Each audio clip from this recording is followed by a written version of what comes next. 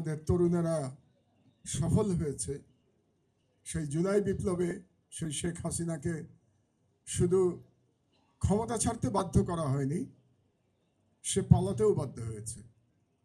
যে বলেছিল শেখ হাসিনা পালায় না, এটা বলার কয়েকদিন পরেই সে পালিয়ে গেছে, পালিয়ে তার প্রভুর কাছে আশ্রয় নিয়েছে। এবং কদিন পর পর তার প্রভুর নির্দেশে কিছু বাণী দিচ্ছে সেখান থেকে। আপনারা মনে করবেন না যে এই বাণীগুলো শেখ হাসিনার। এই সবগুলো বক্তব্য ধরেই নেবেন যে এটা আগ্রাসনবাদী হেজেমনিক ভারত সরকারের বক্তব্য।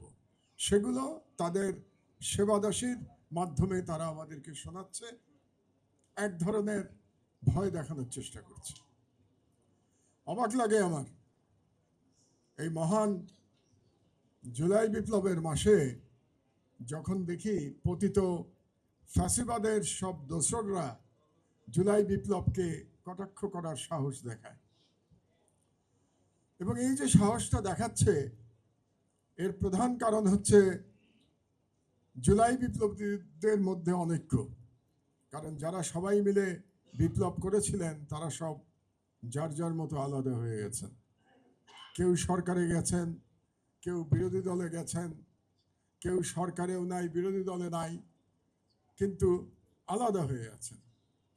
তো যদি জুলাই বিপ্লবীদের মধ্যে ঐক্য থাকতো তাহলে আমার ধারণা এই ফ্যাসিবাদের দোসররা এই ধরনের স্পর্ধা দেখাতে তারা সাহস পেত না।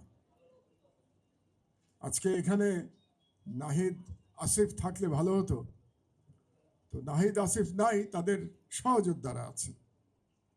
আমি এখন কতগুলো কথা বলবো যেগুলো শুনলে হয়তো জুলাই বিপ্লবীদের দলের নেতাদের ভালো লাগবে না। আমার আবার এটা একটা বদভ্যাস, যেখানে যাই সেখানে এমন কথা বলে আসি যে আয়োজকরা আর দ্বিতীয়বার আমাকে আমন্ত্রণ জানায় না বক্তব্য দেওয়ার জন্য। চ্যানেল বি প্লাস, নতুন সূর্যোদয়, নতুন বাংলাদেশ।